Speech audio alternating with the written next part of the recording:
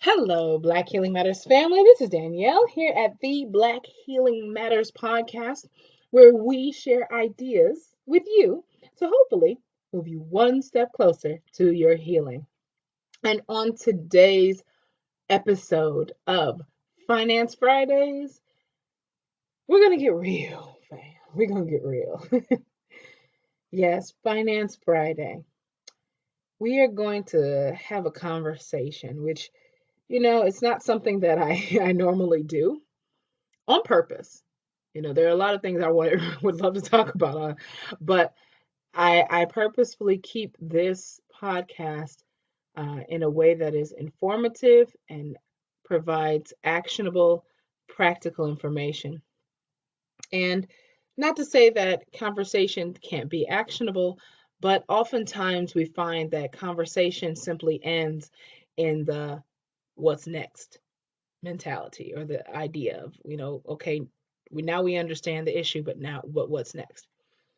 And so today, again, Finance Friday, I'd like to have this conversation, or at least open this conversation with you about, yes, finances, but specifically, what is your relationship with money? You see, most people don't even realize that the words relationship and money could even, go together. It's kind of like, what do you mean? But what I'm talking about is, for us in the Black community, many of us have specific ideas and feelings around money in reaction to money.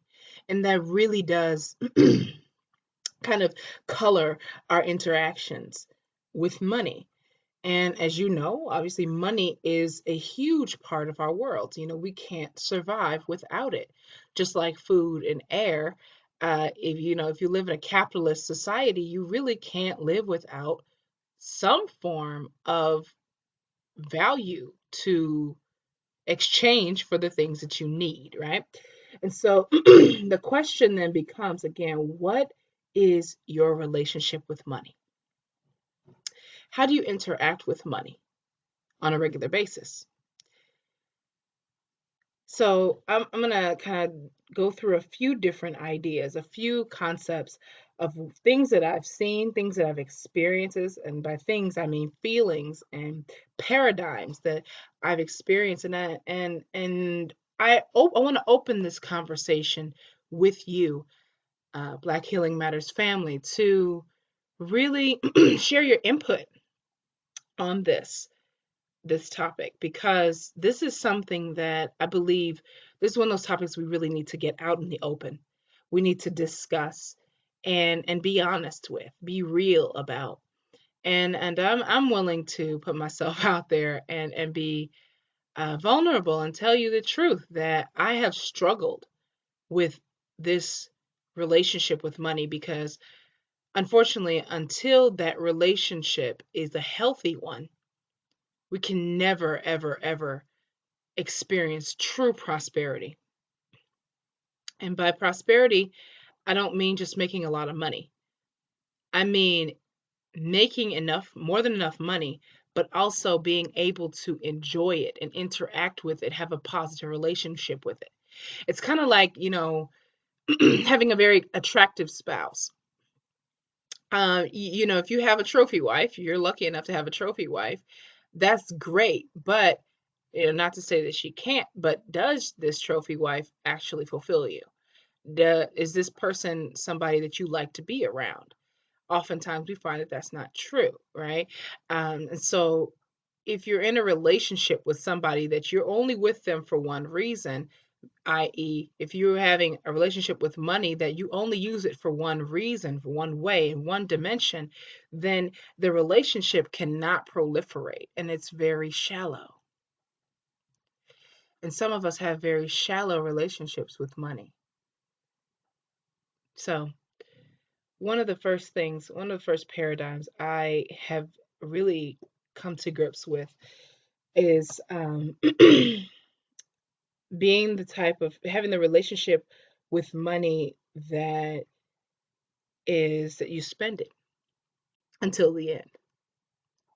That if you have money in your hot little hands, you just gotta spend it. Yeah. And if you're not like this, maybe you know someone who is like this.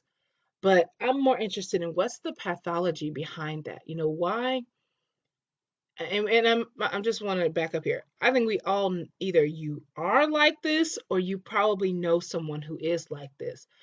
Some of the symptoms might be that they are the type of people who always have nice things. They always have a lot of stuff, but never have any money a few days before payday.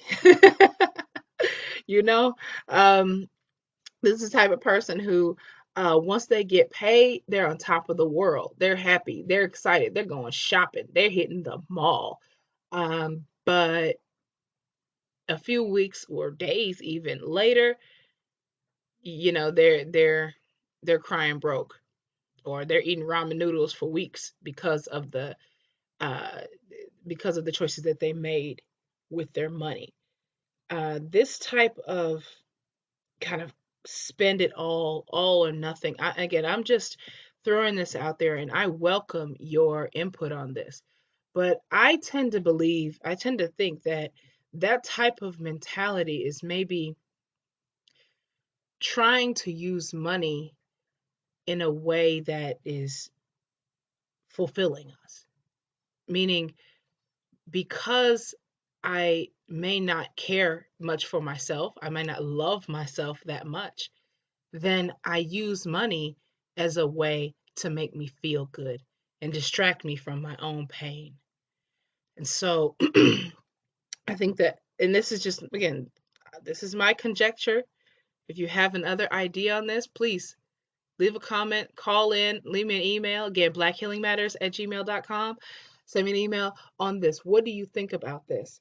Because I'm interested in the pathology behind it, not just the action, because we do know that it exists. The next kind of paradigm that I've noticed is the opposite. It's the money hoarder. So if you have one person who is a spend till the end, then the opposite would be the money hoarder, the one who is like miserly, who just keeps every little every penny, who clips coupons maybe, who will like not even spend money on the things that they desire or need or even work hard for. I have to admit honestly that this was me. I have definitely suffered from this mentality of not of hoarding money, of holding on to it and not wanting to spend even for my own betterment. There were times when I would not even take the bus if I I would walk long distances. Okay, I was like obsessed about saving money, and everything to me was in price tags. Every experience to me wasn't about the experience. It wasn't about the fun. It wasn't about the joy or the people that I spent time with. It was about the price tag. How much is it going to cost? And I found that having this type of mentality really wasn't healthy for me in the long term. Yes, it allowed me to save a lot of money, but it also made me hyper vigilant about any kind of experience that would require money. And furthermore, it limited me to this kind of confines of my money because, again, going back to the pathology, I know that this came from having a childhood where I didn't have very much money, where I saw the people around me struggle to get money, struggle to get the things that they needed because they didn't have money. And on the flip side of that, I was able to be introduced to other families at a very young age that did have money. And so I equated very quickly as a child that having money meant having security and not having to rely on anyone and being able to be independent. And I am a very, very independent person. So when it came down to it, I found myself being a money hoarder, which to me, and again, in my experience, is just as unhealthy as being a spend it to, to the end type person. And so, moving forward with this idea, obviously a balance between these two characters or these two mindsets and relationships in regards to money is absolutely necessary.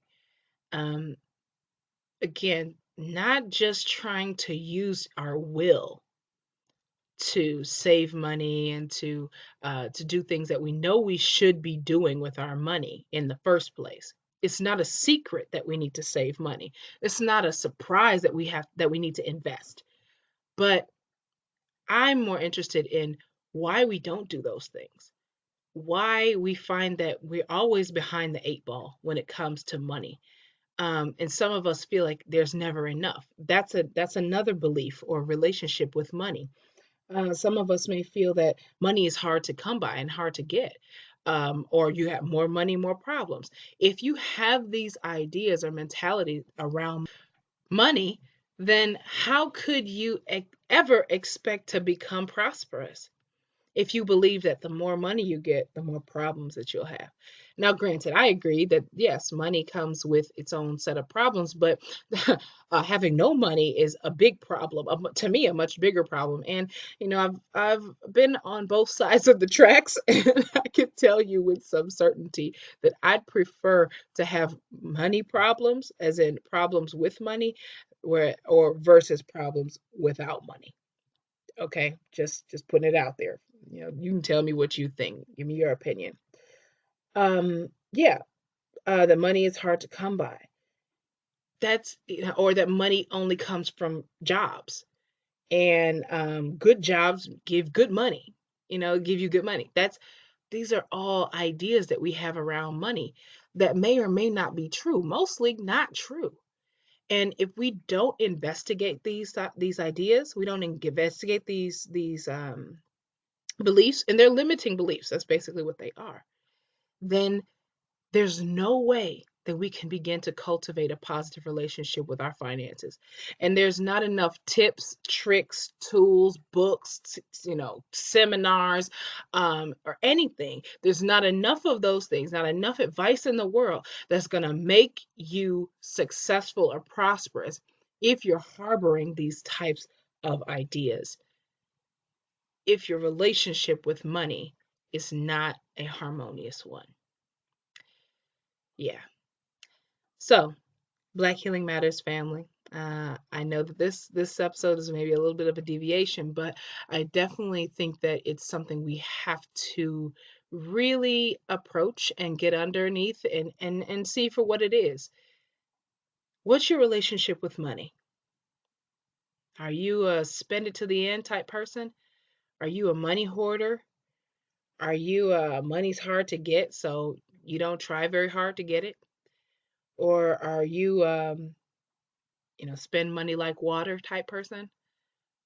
Or do you have a balanced, healthy relationship with your finances? Let me know. Let us know. We would like to know because I think this is something we really do need to share insight on to help each other. All right, Black Healing Matters family.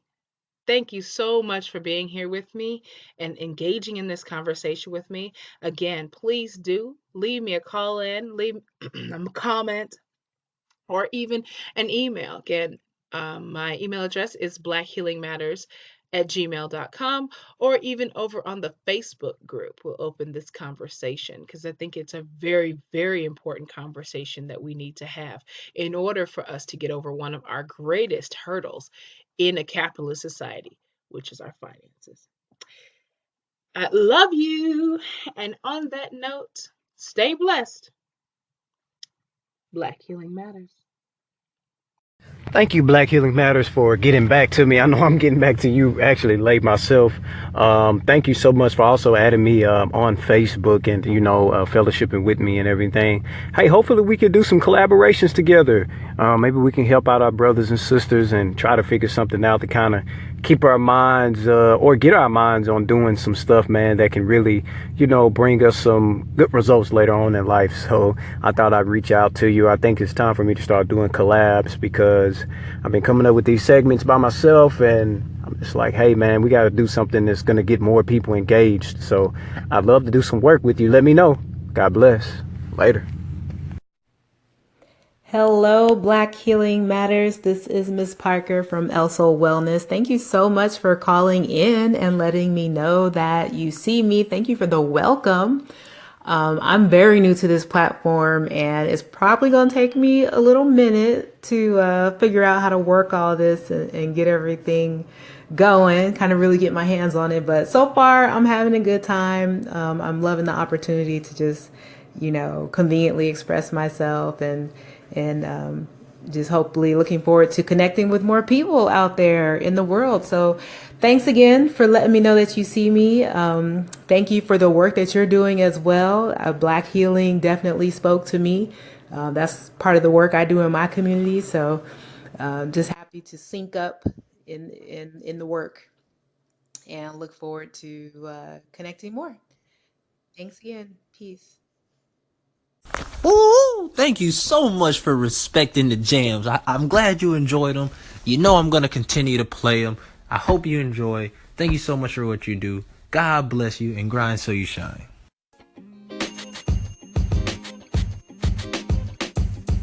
The podcast you just heard was recorded with Anchor. If you want to make your own, download the Android or iOS app completely free from anchor.fm/podcast. That's anchor.fm/podcast.